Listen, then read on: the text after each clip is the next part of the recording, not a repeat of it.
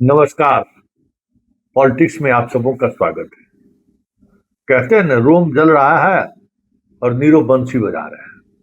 जी हाँ, बिहार की राजनीति चरम पर है।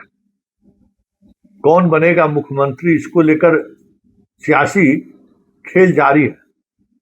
और हमारे शहजादे कहें या युवराज कहें आरजेडी के, झारखंड गए, वहां पार्टी को, संगठन को मजबूत करने।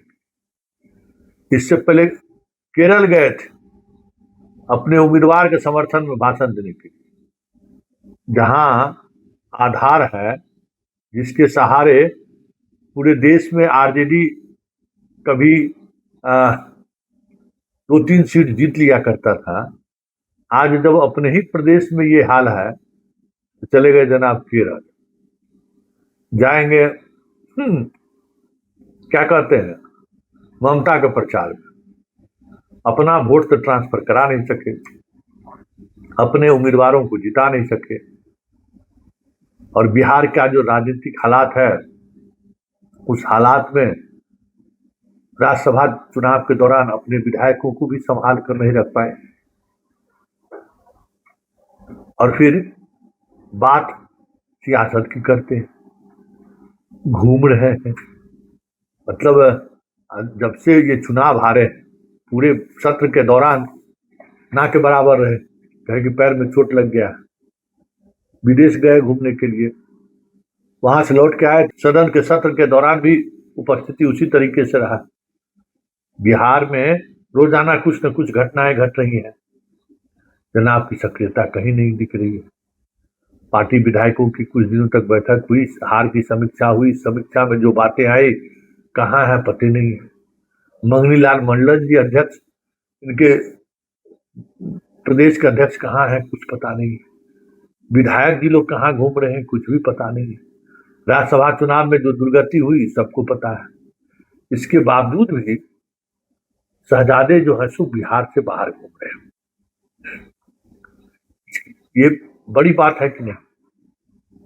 मतलब ट्वीट के सहारे भी हम बिहार के सियासत से जुड़े रहे, इसकी भी जरूरत महसूस इनको नहीं होता। नालंदा की घटना पर ट्वीट कर दिए हो गया, लेकिन नालंदा के प्रीत से जाकर मुलाकात करें। नालंदा में मंदिर में भगदड़ में लोगों की मौत हुई है, प्रशासन की पूरी विफलता है, कुछ कहने की जरूरत नहीं है, कहीं जाने की जरूरत नहीं है। जहरीली शराब से मौत हो रही है। छपरा के बाद अब मोतिहारी, न कोई प्रतिक्रिया है और ना ही इस तरीके के मामले में सक्रियता कहीं दिख रही है। आज ही कटिहार में जो घटना घटी है, ये अलग बात है कि पुलिस की पिटाई हुई, राइफल छीन लिया गया, लेकिन कस्टडी में तो हत्या हुई है। विपक्ष सुशील मोदी क्या करते थे? यही करते थे ना। पप्पू यादव अपनी राजनीति कैसे चला रहे हैं? क्या उनका राजनीतिक विरासत है? यही ना कि हर घटना से अपने आप को कनेक्ट रखते हैं। कोई भी घटना घटी सबसे पहले पप्पू यादव पहुंचते हैं और क्या होना चाहिए ये देखते हैं। एक पुलिस की गोली से गायघाट में डेथ हो गया, वहां जनाब गए, लेकिन फिर राजनीति खत्म। गर्मी का मौसम आ गया, कैसे बाहर निकले? तो ये जो डुलमुल वाली जो राजनीति है ना, पार्ट टाइम राजनीति, ये आरजेडी को भी नुकसान पहुंचा रहा है और विपक्ष की राजनीति को भी नुकसान पहुंचा रहा है। क्योंकि पार्ट टाइम राजनीति के सहारे अब आप बीजेपी को नहीं प्राप्त कर सकते। नीतीश की वजह से सत्ता में वापसी की गुंजाइश बनी रहती थी। 2 बार वापस आप आए भी, लेकिन संभाल नहीं पाए नीतीश कुमार को, वजह जो भी रही हो। ये सारी चीजें जो है ना, जिस तरीके से दिख रही है और जिस स्तर पर दिख रही है, ये तय समझिए कि आने वाले समय में तेजस्वी को बिहार की सियासत में अगर यह उम्मीद है कि जाएगा कहाँ, यादव है ही, मुसलमान है ही, ओवैसी से समझौता कर लेंगे, कांग्रेस को बाहर कर देंगे, सारे मुसलमान वोटर हमारे साथ आ जाएंगे। तो जरा असम में पता करिएगा कि क्या स्थिति हो रही है, पश्चिम बंगाल में जरा पता करिएगा कि क्या स्थिति होते जा रहा है, और केरल में क्या स्थिति कांग्रेस की बनती जा रही है। सब जगह मुसलमानों का वोट अब कांग्रेस की तरफ शिफ्ट कर रहा है। और ये स्थिति बनी रही तो क्षत्रिय दल कहाँ चले जाएंगे उसका कोई ठिकाना है? अखिलेश पिछड़ों की जो राजनीति करते हैं, मुसलमान हट जाए तो कहीं लड़ाई में भी रहेंगे।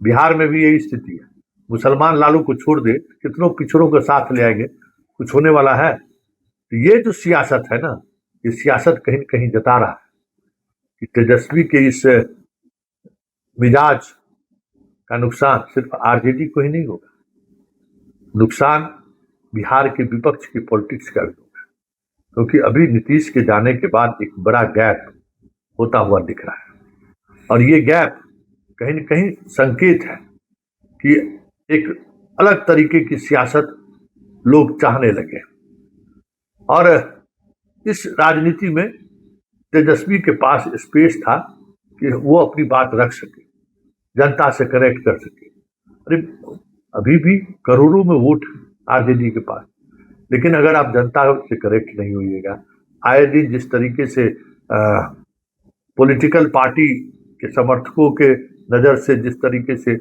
अपराधियों को चिन्हित किया जा रहा है, माफिया को चिन्हित किया जा रहा है, तो खास जाति को टारगेट किया जा रहा है और उसमें सरकार जिस तरीके से अपने नैरेटिव को बढ़ा रहा है और विपक्ष चुप्पी साधे हुए है, तो क्या सोचते हैं कि जनता आपको चाबासी देगा, जनता आपको हाथों हाथ ले लेगा? ये भ्रम आरजेडी को कहीं नुकसान न पहुंचा दे तो कोई बड़ी बात नहीं, क्योंकि बिहार अब दूसरे दिशा की तरफ बढ़ चली है। कोशिश हो रहा है कि उस राजनीति को बनाए रखें, लेकिन ये राजनीति आगे इसी तरीके से चलता रहेगा कोई जरूरी नहीं है। इसलिए तेजस्वी अगर अपने राजनीतिक शैली में बदलाव नहीं किया तो आरजेडी के अंदर से ही आने वाले समय में विद्रोह शुरू हो जाए, तो ये भी कोई बड़ी बात नहीं। विद्रोह शुरू है, यादव मतदाता भी विद्रोह के मूड में, विधायक भी विद्रोह के मूड में कि हो क्या रहा है, कब तक लालू के सहारे हम तेजस्वी के साथ जुड़े रहे, क्योंकि लालू का भी तलिस्म अब खत्म हो चुका है, वो भी राजनीति से अपने आप को दूर कर चुके हैं। अब तो वो ट्वीट भी नहीं करते हैं, जो कभी कभी ट्वीट के सहारे चीजों को रखते थे। परिवार की स्थिति देख ही रहे, मतलब परिवार तो नहीं संभाल पाए, अब पार्टी भी संभालता हुआ नहीं दिख रहा है। ऐसे में बिहार की सियासत में एक नए समीकरण का उदय कभी हो जाए तो कोई बड़ी बात नहीं होगी, क्योंकि अब घर बैठे अब जनता आपके पास आने वाली नहीं है, चाहे आपके पास वोट बैंक क्यों ना हो, अब लौट के आने वाली नहीं है। और ये स्थिति बनी रहेगी तो फिर आरजेडी की वापसी मुश्किल ही नहीं, नामुमकिन हो जाए तो कोई बड़ी बात नहीं।